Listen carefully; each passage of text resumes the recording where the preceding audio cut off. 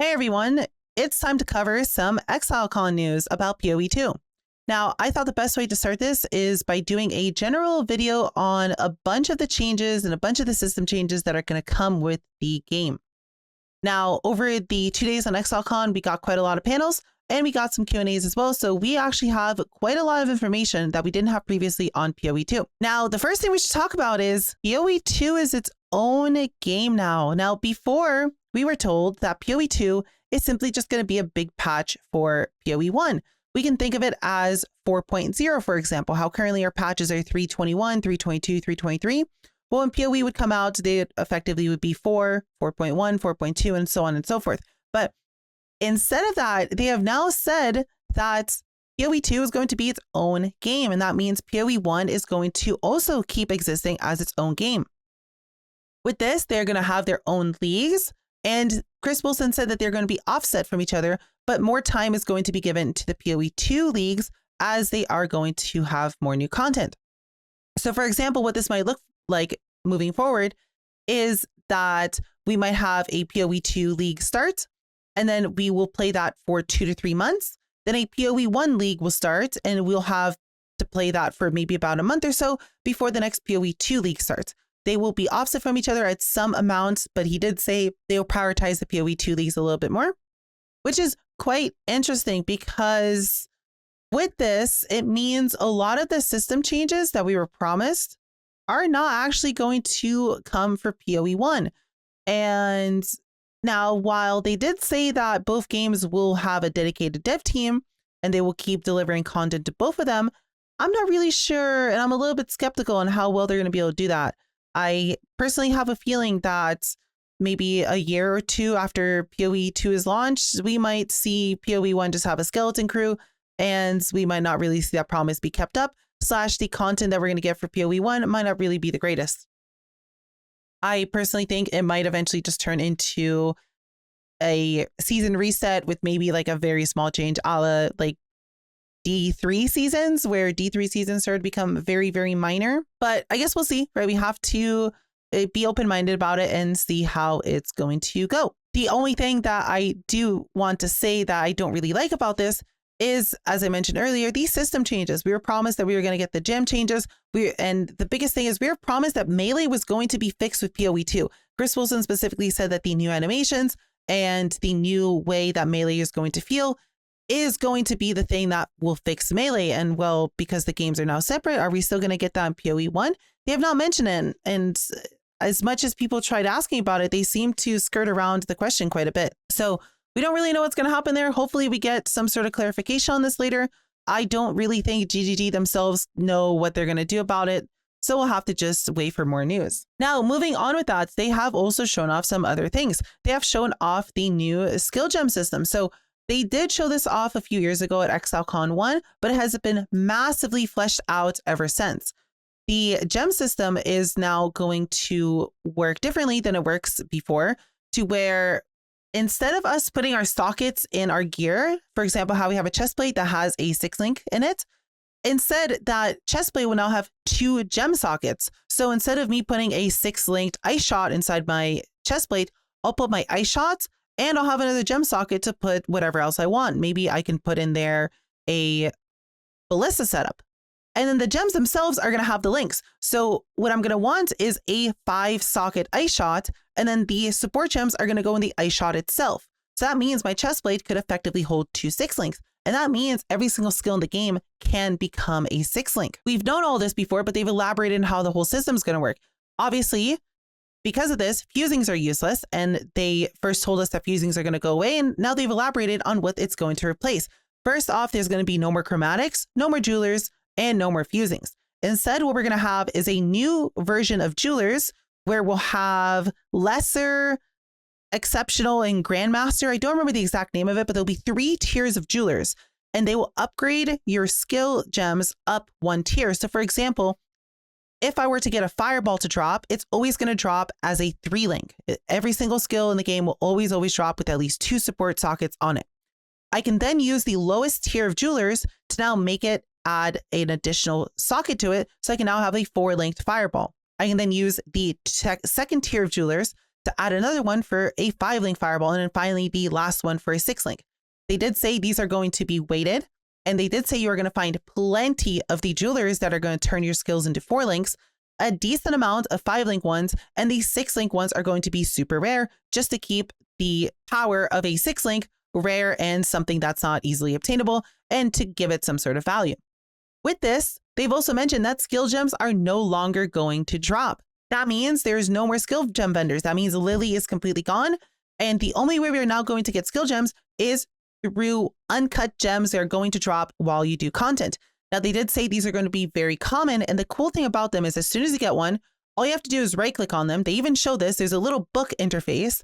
And inside the book interface, you can pick any skill gem you want that has been unlocked at your level. So obviously, if I'm level 1, I get an uncut gem. I can't just open it up and take Cyclone, which is a level 32 gem for level 1, but I'll have access to all of the level 1 gems that I have access to. I could also just hold on to this until I'm level 32 and then take a Cyclone at level 32 is up to me.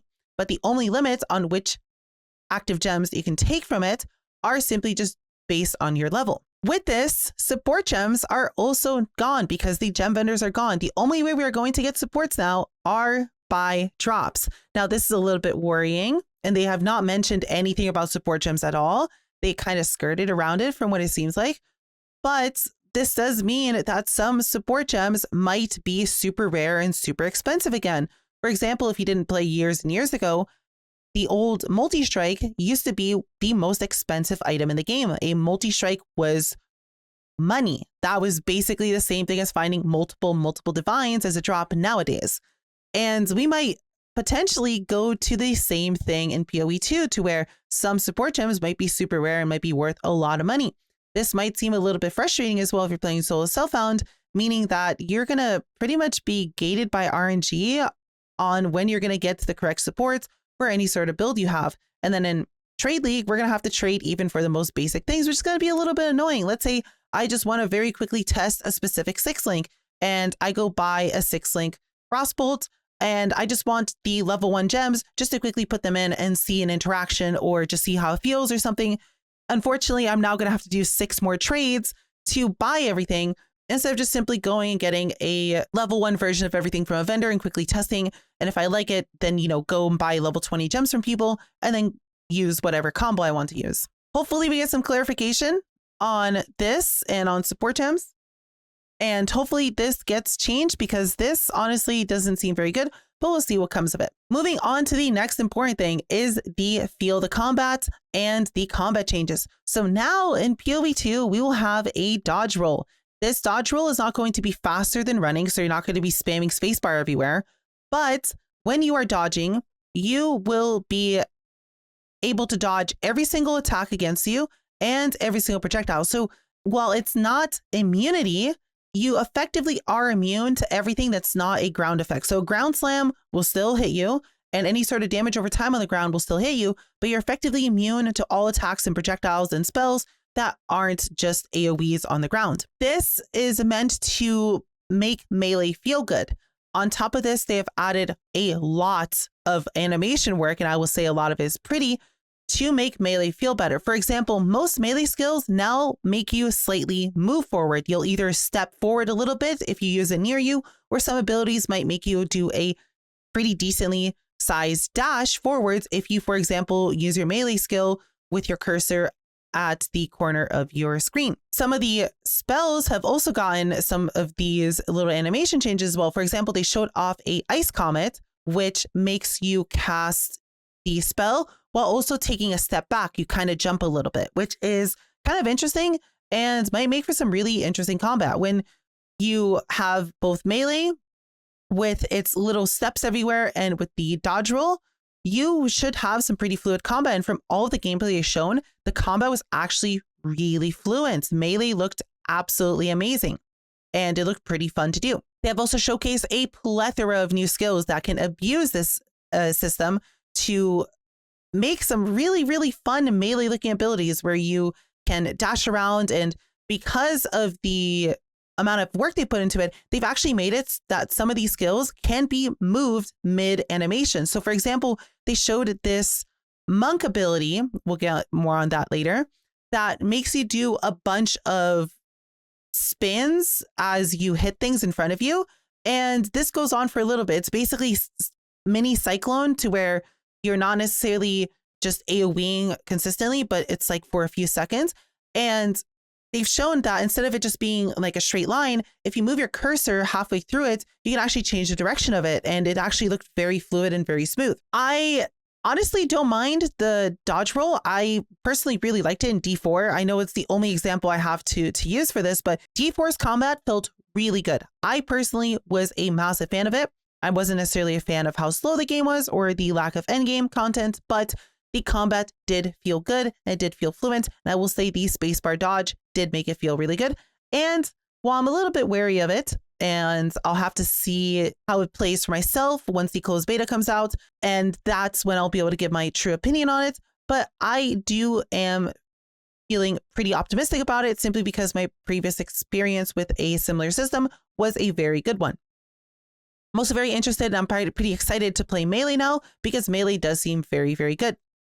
The last thing I want to mention on all this is, unfortunately, which I don't think I agree with GGG on this, because of the dodge roll and because of the fluidity of combat now, they are using this as an excuse to have some skills have either longer attack times or longer cast times. Their reasoning here being that if you need to get out of trouble, you can always dodge roll because you can dodge roll out of anything. You no longer will be animation locked in PoE ever again. You can always just press spacebar to immediately get out of any animation, which should make it feel like your character is a lot more responsive. But I still don't think I agree with that as a way for them to make some abilities longer. For example, the Ice Comet example, Ice Comet had an attack time of 2 seconds. It looked kind of miserably long. A good example of this was when Zizarin was doing his 30 minutes of gameplay on the main stream. He was in this section where there were kind of tight walls and there was quite a lot of monsters running at him. And unfortunately, stunning isn't gone from the game. And the issue here was, as he was trying to cast the Ice Comet, which is a 2-second cast time, the monsters would run up to him, still pretty decently fast, and just stun him out of the animation. So he basically was never allowed to actually press the button, which was a little bit unfortunate. He ended up relying on a Ice Nova ability, which froze everything around him as his main clear, simply because the stuns from the enemies were so annoying that the large cast times on all of these sorceress abilities were just so awful that he couldn't press anything but the Ice Nova, which actually ended up, funny enough, kind of doing more damage than the Ice Nova, which had a really long cast time. At least that's what it felt like, that was doing more damage. So we'll see how all this plays out. Melee did look really good, except for slam builds. Mathol and Crip were both playing slam builds. And I will say it did look miserable as well because slams, while they were slow, they felt a lot slower in PoE 2. And they were getting stunned out of a lot of their animations too, making them just get overwhelmed by mobs, just getting immediately killed and never being able to really get their abilities off, which is a little bit unfortunate. Moving on to other things combat related, a really cool change, which I'm actually very excited about, is they are changing how base types work in the game. So a good example of this is staffs, right? Let's say I am a Sork and I am a wizard and I don't plan to ever melee with my staff. Well, the PDPS on my staff is completely useless then, right? And there's really nothing I can do with it because I'm never going to swing. What they have changed about it is now we have melee staffs and we have caster staffs, and the same goes for wands, to where if I want to be a spellcaster, I want to find a caster weapon, and that caster weapon is not going to have any DPS stats on it at all. And instead, it's actually going to come with a new ability. So they've shown off 2 of them so far. One type of staff has a fireball on it. For example, there'd be a staff that grants level 9 fireball. And it's just a free cast of fireball that you can spam as much as you want, just as a way for you to have filler if you ever run out of mana, or just for you to have something as an auto attack that isn't an actual melee swing. The other really cool one they showed off was Unleash. Now, we don't know if the Unleash support is actually gone from the game or if you can stack it with this, but some of the caster staffs had Unleash. And it was really cool because what you could do is use it, and you could also put it on left click because it seemed like a pretty fast cast. And then you could just immediately unleash any spell you wanted whenever you wanted, and had a pretty short cooldown. So with a Unleash base staff, you could just press Unleash press your ability, do a triple cast of it, move on to the next pack, unleash, do an ability again, triple cast it, and actually looked really satisfying to play. So I'm pretty excited about that, as now, because of this change, the mod pools will also be split. So if I have a caster staff that has, fireball on it instead of EDPS, then all of the physical based mods are off of it. So I can no longer get percent or flat physical damage on it. I can no longer get attack speed. I can no longer get any of these awful mods. So the mod pools are now separate, which means making a caster weapons easier.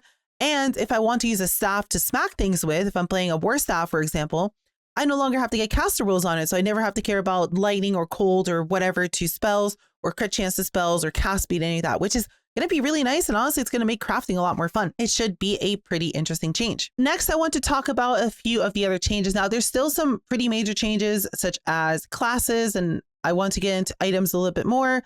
And there are quite a other few mechanical changes in the game, but I want to save those for separate videos, as I don't want to make each of these very long.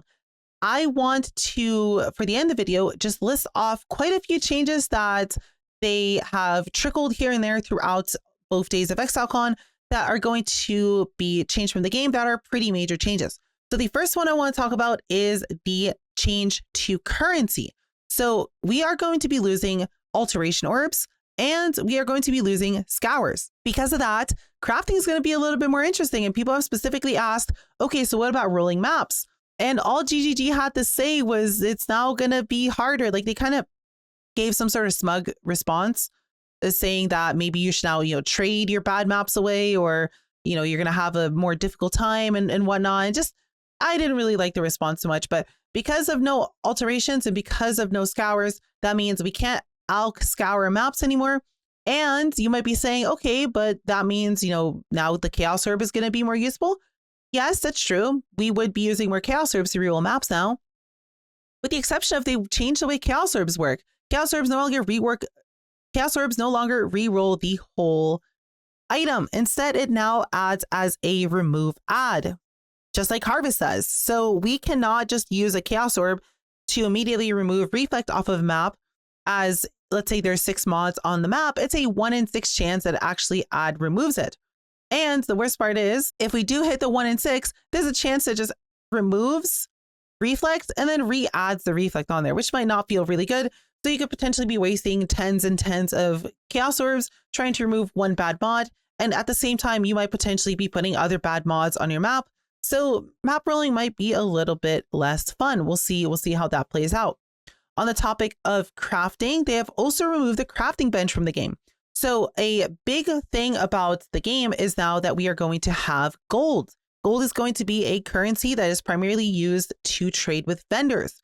So no longer are you going to see a lot of random items. They have talked about this a little bit, and I'm actually kind of happy about this change.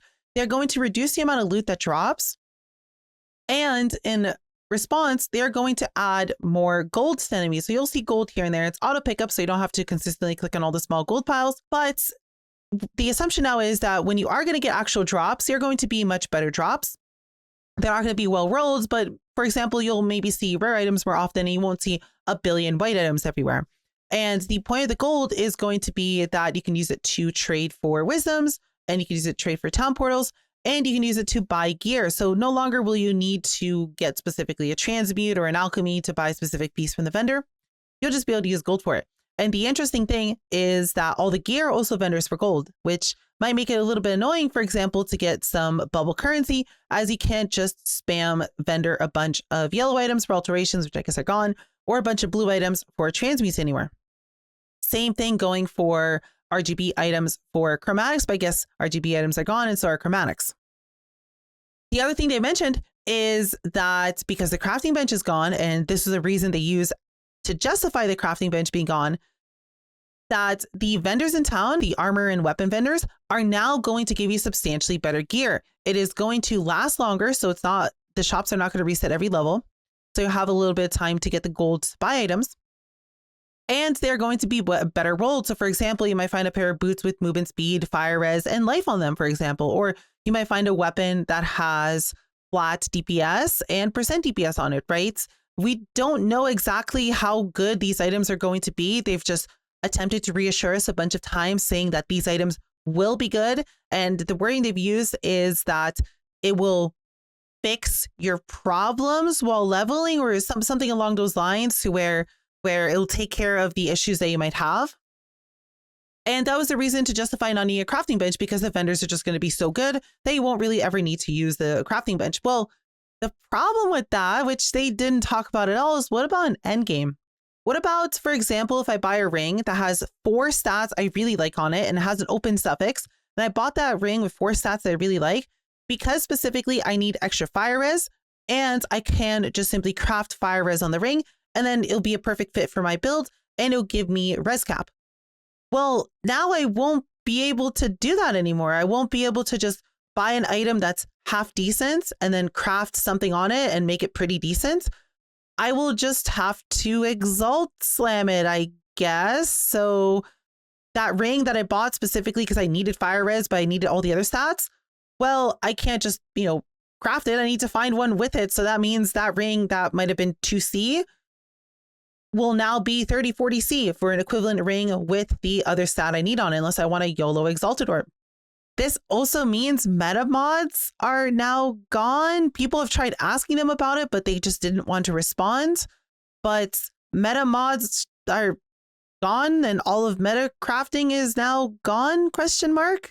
And this then, further adds on to, what about super endgame crafting? What about mirror tier crafting, which pretty heavily relies on metamod crafting to forcefully make items into what you want them to be? That just now becomes impossible, and mirror tier items are going to be worth half of the video game in terms of value. Like they're going to be worth a stupid amount of money. Some mirror tier items are already worth dumb amounts. With no metamod crafting, there pretty much isn't enough currency in the season to make some mirror tier items with no metamod crafting. That's how disgustingly hard some combinations are. Just to put in perspective, that some items will straight up not be doable anymore, and some will just not be possible without cannot roll attack or cannot roll caster mods. So we'll see what comes of that. Some other changes they've made is, for example, no longer will you really care about utility flasks.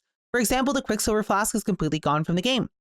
They haven't specifically said, they've been very vague about it. But for example, I'm going to assume all of the current utility flasks that we know are also gone. There won't be any more Jade or Basalt or any of that. What they have mentioned of what they want utility flasks to be now are going to be active reflexive buttons. So for example, one of the new flasks that they've shown off is a guard skill flask. So your steel skin and your molten shell and all of those are gone from the game. Instead, now we're going to have a flask that when you use it gives you a shield in the same sense as a guard skill. So you're meant to use that as a way to give yourself a tiny shield. I've also mentioned that the other utility flasks that they want to exist in the game, for example, are going to be things like, oh, this flask, if you are ignited, if you press it, it's going to remove the ignite off of you and make you immune for a few seconds. And that's all the flask is going to do. Currently, we have things like that as suffixes on our flasks, which are great if you want something like that. But the whole flask isn't centered around it. And it seems like the flasks are now going to be centered around specifically removing some sort of ailment. We don't know what the prefixes and suffixes are going to be on flasks because of that. And maybe the current utility flasks that we know are just going to become prefixes and suffixes.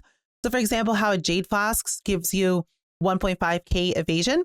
Maybe that just becomes a suffix that you can roll. Maybe you'll roll anywhere from like 400 to 500 for like the lowest tier, and then like 1.3 to 1.5k evasion for the highest tier, right? Maybe the current base flasks we know just become suffixes, and some of the current suffixes we know become base flasks. Maybe that's what they'll do. We'll see. But we know for sure the Quicksilver Flask is gone from the game. It seems like they want us to run around with multiple health potions instead of using a bunch of utility flasks. I don't think the meta in PoE 2 is going to be 1 life flask, 4 utility flasks anymore. I think it's going to very much be 2 to 3 life flasks, and then maybe 1 to 2 utility flasks. And instead of that, maybe 1 mana flask. Because of this, and the reason I'm saying it's most likely going to be that is white monsters no longer give you flash charges. You only now gain flash charges from blue monsters, yellow monsters, and unique monsters. and the flask charges that you get from them are not that high. So no longer are you going to be pianoing all of your flasks 24/7. You're now simply just going to be holding on to your health pots, and you're going to be using them every now and then. The other thing that they've changed is all bosses, if you die to them, reset to full health. That means you have to one try every single boss you go up against. You can't just bring it to half health and just run back at it again and die and maybe run at it again a third time. You have to kill it in one attempt. So that means one, this disincentivizes you playing a squishy build and you're gonna have to play a tanky build. And in some cases, this might actually make you have to go back and farm some zones to be strong enough to fight a boss if your build is not good enough, which punishes non-meta, non-super strong builds. And again, because your potions don't reset on death as well, it's going to give you a little bit of a nuisance, because if you do die and if you have all of your flash charges gone, you're also going to have to teleport to town, click on the well that is going to be available in every single town to replenish your potions, and then go back and try the boss again, which is kind of annoying. I really do not agree with this change. The devs have specifically said they did this because it feels good, ?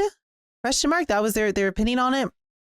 I don't really agree with it, but we'll see how it plays out. I don't think a lot of people are going to like it. I don't think it'll stay necessarily, right? We don't necessarily need to get all up in arms about this, as the beta isn't even here yet. And there's still plenty of time for them to change some of these design decisions. Overall, I do want to say that the combat of the game looked absolutely amazing, and I'm sure the end game will be pretty good too. There are some questions that have not been answered, such as which seasons are going to be ported over to Path of Exile 2 and which seasons are not. They've talked about league mechanics a little bit, and they've said that if they want to import the older mechanics, well, unfortunately, they're going to have to sit there and redo all the art for it and maybe rebalance the way they work, because they are not going to want to, for example, Tormented Spirits, which look like garbage in comparison to what PoE 2 looks like, not going to want to have garbage assets in the game. They're going to have to redo every Tormented Spirit to make them actually look nice for PoE 2, which again, I don't blame them. And they also need to redo the balancing on them, as they might not be balanced for PoE 2. And because of all that, they have to pick and choose which mechanics they want to carry forward. We will see how all of it happens. We will see how all of this goes down.